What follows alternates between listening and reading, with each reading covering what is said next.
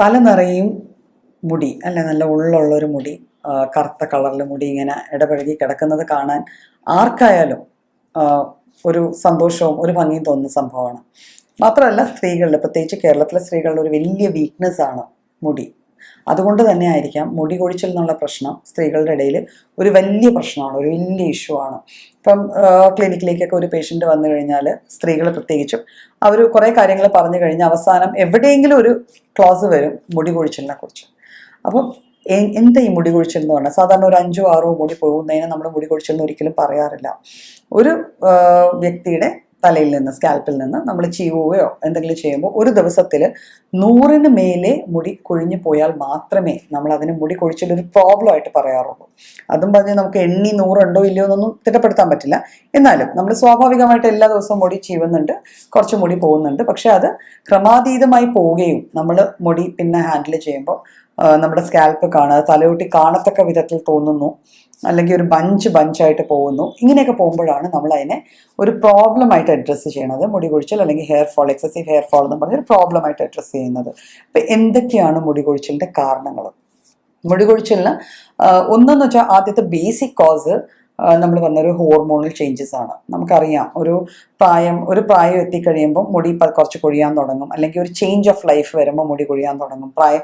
പ്രായാധിക്യം, menopause അല്ലെങ്കിൽ pregnancy സമയത്ത് മുടി കൊഴിച്ചിലുണ്ടാവും, ചൈൽഡ് ബർത്ത് സമയത്ത് ചിലപ്പോൾ മുടി കൊഴിച്ചിലുണ്ടാവാം. അപ്പം ഒരു ഹോർമോണൽ ഫാക്ടർ മുടി കൊഴിച്ചിലുമായിട്ട് ബന്ധപ്പെട്ട് തന്നെ ഇരിക്കുകയാണ്. അപ്പം അത് ഓൾമോസ്റ്റ് ഇന്നെവിറ്റബിൾ പോലെയാണ്. അത് കഴിയുമ്പോഴത്തേക്കും ആ ഹോർമോൺ ലെവൽസ് നോർമൽ ആകുമ്പോഴത്തേക്കും നമുക്ക് ഓക്കെ ആക്കാം, മുടി വീണ്ടെടുക്കാൻ പറ്റും, മുടിയുടെ ആരോഗ്യവും സൗന്ദര്യവും ഒക്കെ. പക്ഷേ ചില ഹോർമോണൽ ഇഷ്യൂസിലേക്ക്, ഇപ്പോൾ തൈറോയിഡിൻ്റെ ഇഷ്യൂ ഒരു വ്യക്തിക്കുണ്ട്, ഡയബറ്റീസ് ഉണ്ട്. അപ്പോൾ ആ കണ്ടീഷൻസിൽ അതൊരു പെത്തോളജിക്കൽ ഹോർമോൺ ചേഞ്ചസ് ആണ്. ആ പെത്തോളജിക്കൽ ചേഞ്ചസിലും നമുക്ക് മുടി കൊഴിച്ചിൽ വല്ലാതെ കാണപ്പെടാറുണ്ട്. അപ്പം പിന്നെ സെക്കൻഡ് ഫാക്ടർ എന്ന് വെച്ചാൽ നമ്മുടെ ആഹാരത്തിൽ നമ്മൾ കഴിക്കുന്ന ഡയറ്റിലുള്ള ഡെഫിഷ്യൻസീസ് ആയിരിക്കും പലപ്പോഴും മുടി കൊഴിച്ചിലിന് കാരണമായി മാറുക. അപ്പം നമുക്കിങ്ങനെ കുറേ കാരണങ്ങൾ വേണമെങ്കിൽ പിടിച്ചു നിർത്താം. അതിൽ എന്തൊക്കെയാണ് പരിഹാരം, നമുക്കിതിനെ എങ്ങനെ പരിഹരിക്കാം? അപ്പോൾ മുടി കൊഴിച്ചിലിന് നമുക്ക് ബേസിക്കലി ഒരു ജനറൽ മാനേജ്മെൻറ്റ് പാർട്ടുണ്ട്. സാധാരണഗതിയിൽ ചെറിയ ചെറിയ കാര്യങ്ങൾ ചെയ്താൽ മുടി കൊഴിച്ചിൽ നമുക്ക് കുറയ്ക്കുകയോ തടയുകയോ ചെയ്യുന്ന ചില കാര്യങ്ങൾ ചെയ്യാം, ടിപ്സ് ചെയ്യാം. അപ്പോൾ അത് ചെയ്തു കഴിഞ്ഞാൽ മുടി കൊഴിച്ചിൽ കുറയാറുണ്ട്. പക്ഷേ ചില കണ്ടീഷൻസ് ഞാൻ പറഞ്ഞല്ലോ നേരത്തെ തന്നെ, ഹോർമോണൽ പെത്തോളജിക്കലും ഉണ്ട്, അല്ലാതെ നോർമലും ഉണ്ട്. അപ്പോൾ ചില കണ്ടീഷൻസ് ഉണ്ട്, ഇപ്പോൾ അലോപേഷ്യ എന്നൊക്കെ പറയും. അതൊക്കെ ഒരു തരം രോഗാവസ്ഥയാണ്, നമ്മളിലുണ്ടാവുന്ന ഒരു ഓട്ടോ ഇമ്മ്യൂൺ ഡിസോർഡർ അല്ലെങ്കിൽ ഡിസീസിന്റെ ഭാഗമാണ്. അപ്പോൾ അങ്ങനത്തെ അവസ്ഥയിൽ വന്ന് നമ്മൾ മുടി കൊഴിച്ചിൽ നേരിടുകയാണെങ്കിൽ സ്വാഭാവികമായിട്ട് അവിടെ നമ്മളൊരു വൈദ്യശാസ്ത്ര സഹായം തന്നെ നേടേണ്ടിയിരിക്കുന്നു. അല്ലാത്ത കാര്യത്തെക്കുറിച്ച് സംസാരിക്കാം. അപ്പം ഫസ്റ്റ് തിങ് എന്താണ് മുടി കൊഴിച്ചിൽ തടയാൻ നമുക്ക് ചെയ്യാൻ പറ്റുക? ഹെയർ കെയർ, അതായത് മുടിയെ നമ്മൾ എങ്ങനെ നോക്കുന്നു, എങ്ങനെ സംരക്ഷിക്കുന്നു, അതാണ് നമ്മുടെ ഹെയറിൻ്റെ ഹെൽത്തിന് പ്രൈമായിട്ടുള്ളത്. അപ്പം ഹെയർ ഹെൽത്ത് എന്ന് പറയുമ്പോൾ എന്തൊക്കെയാണ്? വാഷിങ് അല്ലേ, നമ്മൾ മുടി കഴുകുമ്പം എപ്പോഴും മുടി ഭയങ്കര സ്ട്രോങ് ആയിട്ടുള്ള റിയേജൻസ്, ഷാംപൂ പോലത്തെ റിയേജൻസ് യൂസ് ചെയ്ത് വാഷ് ചെയ്യുക, എപ്പോഴും കണ്ടീഷണേഴ്സ് അപ്ലൈ ചെയ്യുക, അതും ബ്രാൻഡ് മാറി അല്ലേ, പരസ്യം കാണുന്ന അനുസരിച്ച് ഓരോ ബ്രാൻഡ് മാറി ഉപയോഗിക്കുക. ഇങ്ങനെയൊക്കെ ചെയ്യുന്ന എപ്പോഴും നമ്മുടെ മുടിയുടെ ആരോഗ്യത്തിന് ഹാനികരമാണ്. അതങ്ങനെ ചെയ്യാൻ പാടില്ല. ഓക്കെ, എപ്പോഴും mild type of washing agents മാത്രമേ നമ്മുടെ ഹെയറിന് യൂസ് ചെയ്യാവുള്ളൂ. പിന്നെ എല്ലാവർക്കും ഒരേ ടൈപ്പ് സാധനം യൂണിവേഴ്സൽ ആയിട്ട് വരണമെന്നില്ല. ഓരോരുത്തരുടെ സ്കിന്നിന് ഓരോ pH ഉണ്ട്. ചിലർ അധികമായി വിയർക്കുന്ന ആൾക്കാരായിരിക്കും, ചിലർ വിയർപ്പ് കുറഞ്ഞ ആൾക്കാരായിരിക്കും. അങ്ങനെ പലതരം വേരിയേഷൻസ് ഓരോ വ്യക്തിയിലുണ്ട്. അപ്പം ഇത് കണക്കാക്കി വേണം നമ്മൾ കോസ്മെറ്റിക്സ് അല്ലെങ്കിൽ ഹെയർ വാഷ് ചെയ്യണ റിയേജൻസ് യൂസ് ചെയ്യേണ്ടത്. പിന്നെന്ന് വെച്ചാൽ നമ്മൾ ഷാംപൂസ്, സോപ്സിന്റെ യൂസ് കഴിഞ്ഞ് പിന്നെ നമ്മൾ കോമ്പ് ചെയ്യണം എങ്ങനെ? പലരും നനഞ്ഞ പാടെ പെട്ടെന്ന് ഒരു ഡ്രൈ ടവൽ എടുത്ത് ഭയങ്കര ഹാർഷായിട്ട് തോർത്തി ഉണക്കി കോമ്പ് ചെയ്യും, മുടി ചീപ്പ് ഉപയോഗിച്ച് ചീവും. ഇത് മുടികൾ പൊട്ടി പോകാനായിട്ടുള്ള ഒരു വലിയ കാരണമാണ്. അപ്പോൾ ഈ ബ്രോക്കൺ ഹെയർ അല്ലെങ്കിൽ സ്പ്ലിറ്റ് എൻഡ്സ് ഒക്കെ വരുന്നതിന് മെയിൻ റീസൺ അതാണ്. അപ്പം നമ്മൾ സാധാരണ നനഞ്ഞ മുടി തോർത്തുമ്പോൾ ടോട്ടലി ഡ്രൈ ആയിട്ടുള്ള ടവൽ യൂസ് ചെയ്യണേക്കാളും നല്ലത് കുറച്ച് സോഫ്റ്റ്, കുറച്ച് മോയ്സ്ചൻഡ് ആയിട്ടുള്ള ടവൽ യൂസ് ചെയ്ത് തോർത്തുന്നതായിരിക്കും കുറച്ചുകൂടെ നന്നായി വരിക. പിന്നെ നമ്മൾ ഫ്രീക്വൻ്റ് ആയിട്ട് മുടി ഹീറ്റ് ചെയ്യുകയോ സ്ട്രെയിറ്റൻ ചെയ്യുകയോ അങ്ങനത്തെ റിയേജൻസ് ഒക്കെ അപ്ലൈ ചെയ്ത് കഴിഞ്ഞാൽ സ്വാഭാവികമായിട്ട് മുടിയുടെ ആരോഗ്യം കുറയുകയും അത് കഴിഞ്ഞ് താമസിയാതെ മുടി നന്നായി കൊഴിഞ്ഞ് അതിൻ്റെ ഉള്ളിൽ കുറയാനുമുള്ള ചാൻസസ് ഉണ്ട്.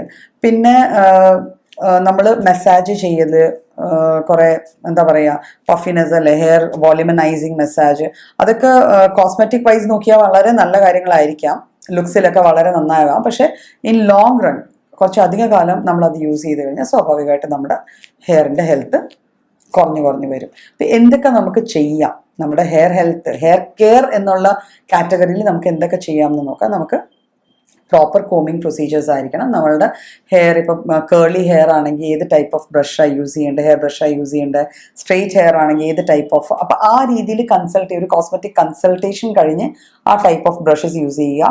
നമ്മുടെ മുടിയും ഒരു സോഫ്റ്റ് സാധനമാണ്. അത് ശരിക്കും പറഞ്ഞാൽ ജീവൻ ഇല്ലെങ്കിൽ പോലും ഒരു ജീവനുള്ള ഫോളിക്കലാണ് അതിനെ ഹോൾഡ് ചെയ്യുന്നത്. അപ്പോൾ അതിനോട് വല്ലാണ്ട് ഹാർഷ് ആവാണ്ടിരിക്കുക. ഡയറക്റ്റ് സൺലൈറ്റ്, കുറേ ഡസ്റ്റ്, ഭയങ്കര ഹീറ്റ്, കെമിക്കൽസ്, ഇതെല്ലാം നമ്മൾ കൂടുതലായിട്ട് യൂസ് ചെയ്യാണ്ടിരിക്കുക.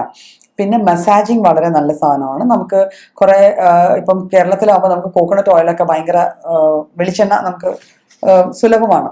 അപ്പോൾ വെളിച്ചെണ്ണ കുറേ നല്ലൊരു ഏജൻറ്റാണ്, നല്ലൊരു മസാജിങ് ഏജൻറ്റാണ്, പ്രത്യേകിച്ച് ഹെയർസിന്. അപ്പം ഹെയർ മസാജിങ് നമുക്കൊരു നല്ലൊരു ഓയിൽ യൂസ് ചെയ്ത് എൻറിച്ച് ചെയ്യുന്ന ടൈപ്പ് ഓഫ് ഓയിൽ യൂസ് ചെയ്തിട്ട് മസാജ് ചെയ്യാം.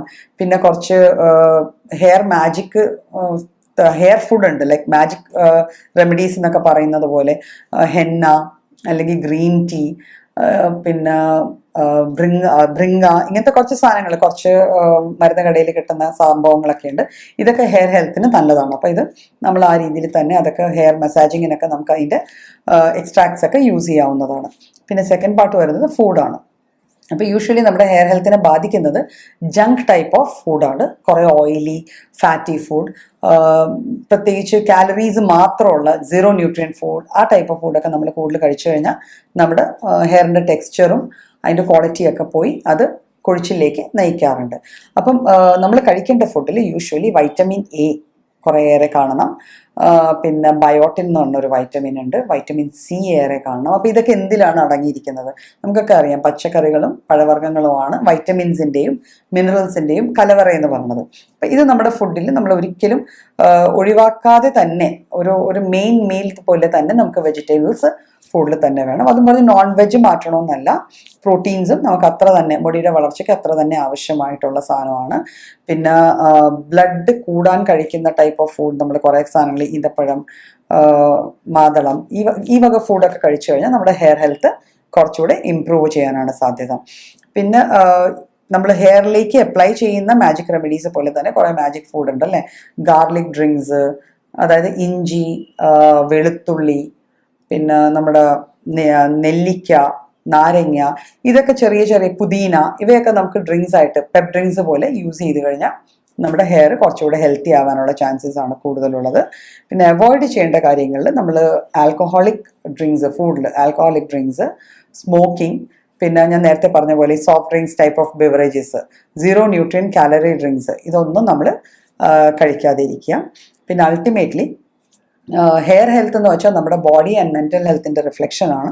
സോ മെൻ്റലി ഹെൽത്തി ആവണമെങ്കിൽ നമ്മളെ ഡീസ്ട്രെസ് ചെയ്യാൻ പഠിക്കുക. കുറേ സ്ട്രെസ് ഫാക്ടേഴ്സ് ഉള്ളതാണ് നമ്മുടെ എല്ലാവരുടെയും ജീവിതം. അപ്പോൾ അതിൽ നിന്ന് കുറച്ച് റിലാക്സ് ചെയ്യാൻ പറ്റുന്ന കാര്യങ്ങൾ, കുറച്ച് റിലാക്സേഷൻ ടെക്നിക്സ് നമ്മുടെ ജീവിതത്തിൽ കൊണ്ടുവരിക. അതും കൂടെ ആയി, plus this healthy food, plus നമ്മൾ നേരത്തെ പറഞ്ഞ ഒരു ഹെയർ കെയർ നമ്മൾ ആ രീതിയിലാണ് കാര്യങ്ങൾ ചെയ്യുന്നതെങ്കിൽ നമുക്ക് കുറേയേറെ നമ്മുടെ ഹെയർ ഹെൽത്ത് മെയിൻറ്റെയിൻ ചെയ്യാൻ പറ്റും. മുടി കൊഴിച്ചിൽ എന്നൊരു വലിയ പ്രശ്നത്തിൽ നമുക്കൊരു നല്ല പരിധി വരെ അതിനൊരു പരിഹാരം കണ്ടെത്താൻ പറ്റും.